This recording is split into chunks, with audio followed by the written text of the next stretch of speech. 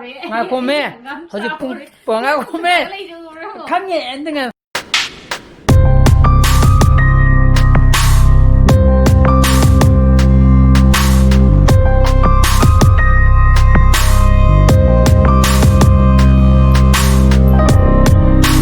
đấy bao thủ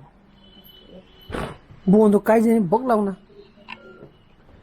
Good morning guys, welcome back to my channel. Mai am nungai bene khali. Ai jeng si assessment am sakada bam le re pasoi de ne. Ko yum de gi only 3 km so tani. Si assessment je nan de gi ye thorok ko ne ba. December da ahum pira ko ne. Ye thore mo covid ni keno tawe na. Aduga atinu masi gi je mu pe isele pasoi da. Aduna masi gi ma tathok pero ni naksun nak pani na. Adagi ngarang ai internet to adum yadeba odo inokpa aina habito inokpa akudi khara chakalaga lei habito magi da sala ngarang upload tawri ne bako aduna hojiki point do kui yum da changi ba point do mo speaker do madugi jaga do da yarangada ba mande ba odo ngarang ko kana di phone di muk tawgari di habini mo ngasi mi thara kene di hai do kam kana tharak to no di khangde odo internet chana wifi connectivity broadband yak taba kanda khut tek padu ngarang adu khangye wa ko adana ai di thabak sakani ye pung pantare pung tara chwa chwa sakani hoi pung mari manga tu da halani marakta mon semi bal lakpina magadi yam phare hojik chani sanu ko kadai pa papo porage kurama ba spoon na bunga ko mai ta tasala ya bunga je sijina ai di favorite bunga daraba mapanda haibadu ko kapok wana yo sida sida chongi ko chong bi yung na sida haida si matu sida sopra nang udah ko ngoni da sida astrongi jadi kenonom de khanji kono de papor hoduri hen foga nga tawa ni sui di paramane ji ha kap khotana ya nana i khungau le epudo to sije size 32 ne ba sijina aduga hana ma seli duna size 30 ne ba adu ko to na i khwangjine hengalira ado siji kitang di sine kitang keno to bai tare laksan da bai tare duna size 30 ju 32 ju set pa yari ne ji kyan ta dre adaga size kwang ye chakla mi re ju kyan ta dre ado si budi sine kitang budi chawe ba ko ai di si ki ma fly nun je ado puri se pat mu mali le di hena post ta ga ne na khal pai leitamni na adana upay leitamni si dum di patali ai nu pina mo fruit black ka paw ye yam phajani ad black mo chilla sijina kari ba sije nehru color ha kan man ni si style je adaina sije ketan sidi figure sa ne ba yam slim ba sa ne takin to bakanda khare ta li thoro ba yam ko ni na ada si wini sila sidum yare ne go ha afidar mi khalam mi yang ani kari blog no ne na family ko put lai de na ai gi memory ada ai bu nungsi biba ai bu pam biba ai bu support to biba mayam lai negative pumba to kamu de just minor 0.0000001 ne ba ajin thare yi kanu man sa aduna ai mogi da makta khallaga to ba yade ngasa gi 0.0000001 da yob kamu do pungje 10 minute kun sangre heta yade ai assessment jaga do doi pung 10 ma kai de yor ke na ha gi ne amma ma to ri ngai da ba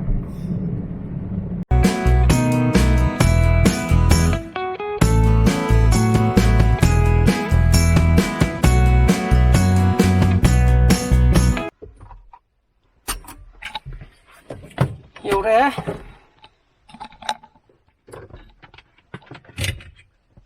exact location mi khara di lagna ba male mo gi yani dise thamaga gi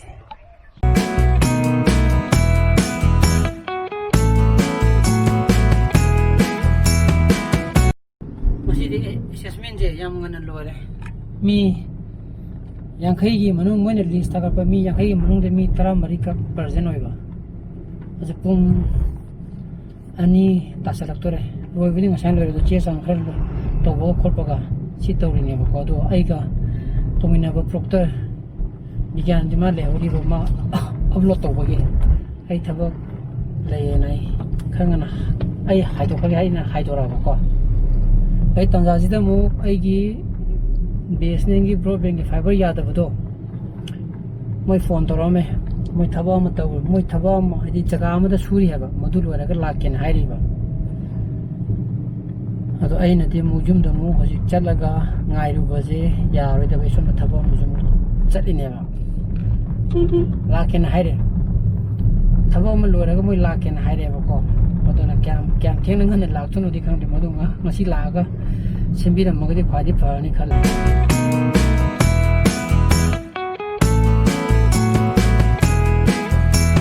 ai yang sai tabak chalu re tana ai gi tabak khara chalu re adagi hoji ai ni pi ka muk lak mina re ba do ai no ji lai ri chena moyang khom da ne ba to moyang khom ha ga da ya skul ha ga da madu da ne aw ai ni pi jemu IG PSQ da changi bai tare IG nu una ne na ado ma thadar ma ai ngai ni ma singai ba kan ji kuiram ne MI store da ste MI store ma lai da sigi kasam thong photo pa gi da oda changaga haidi asam manje online price da leibidigi side leibiji yabr corporana hangina changuba oda changu kanda moy tagle koi power bank kumba adagi MI ben wasto madugumna lupa chani hengane heba sagi online da pidi ba price to digi doga phone gumajina lupa chahum natragana lupa changa hengane heba adoga TV gumba leira lupa lisingani hengane heba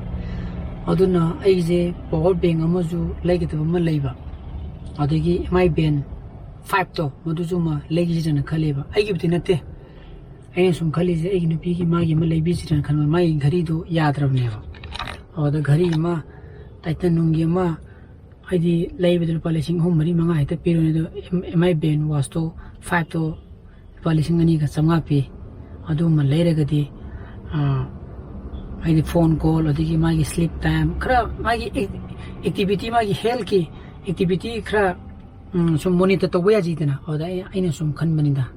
aina musi aina ma horen mo aimona mu kari hack to no khangde kyana ma horen dang block yeng do ne ba ka aduna si post che aina mayam da sum share to ning dana share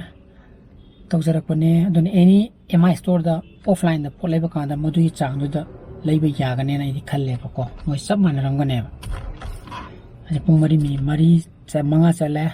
minit 30 muk sure ni thadar mi je matang khara na da ba lei ri na hai pani ma yum do yok tangari ase pung 3 ta dore internet su yaramdri to mai ngali je masai moi frame bu la me ba oda ane moi gi technically BSNL degi ya da bane na hai ba adana moi gi sigi koi gi saya progi exchange da khile ba moi gi kan device aba system aba modu do BSNL hero pista pura ga seman di yaroi kana ga madai na haire ba aduna nimi kyani yaroi to no khangdre aduna nimi ni je laibak pharadi net yaroi to ei second saturday je moi gi BSNL office ki suti thara magari ngi ni yaroi ba kata yaroi ba ngi de phone me kata phai yaroi man yaroi paga han mi phai to hojita khantra ai broadband ya da gi awa do net ki lau ju mo sai ko chana de ya smai da thawrani ugi to igo heji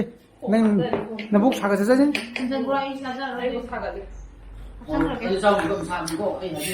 그들이 뭐냐 뭐로 수암 다 타지고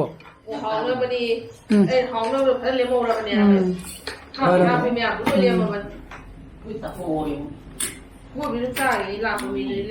Aku je kayaknya nak yung sa. Kali na. Sa ko na po sa. Ani kaya lura dong. Sa rồi cô em lại chú kẹt ra đâu. Mày cam hết thế nhưng cam nhiều. Pui cam phải cam ba. Khadra thôi, khadra mà pi. Hay chứ là đi thả chim bay vào nhà rồi. Mà không được phun đồ gì. Sao đúng không? Hấp dẫn làm thế đi. Thì ấy là không làm gì. Nó không làm gì. 이런 방 왔더니 뭐냐? Sa rồi ấy à thì đi được vui luôn không làm gì nhỉ. 난 시디 용사 꼬이는 짜라고 인자가. Mà cô nó mới được là cô mình chân tới rồi. Cái gì nào? Nó tiệm à, nó mới được lớp hà lệ bà, gái cái chân được vậy nè bà. 야자 노 몰랐대. 아, 까이나 뭐 새, 다들 기부터 까이나 신기 꼰지다. 아, 까이 좀 다로 봐.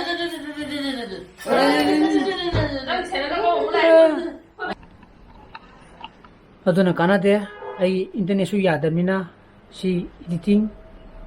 시 마망북 루누묵 로이레바 시기 파시 카탄 update 타가 레이죠 그라 페이스북다. कोनानो यार अदुना सिगी पोसे कतंग नमिजे सि कतंग हप्चलगा लोयरने बको हजि पुंग मा कोमे हजि पुंग पंगा कोमे खांगे ending हजि पुंग ते तारे अदुना आई blows मताई दे lotion जरगे कोमे आई blows पम थोगे दि like तो बिरमो share तो बियो दुगा अनो बियो सुगन सब्सक्राइब तो बिनो को नुसा बजले बियो so please be safe and be healthy bye bye good night Choo, bye bye. Bye bye. Kaya mo si edit to bulo raga. Ay internet yada mina inaw po ida sa lagam upload to dune bago ado ginida. Mano ji ko hore adu hore do Facebook to thagale ha hairi ba. Ay di kanano dikhangge ko. Bye bye.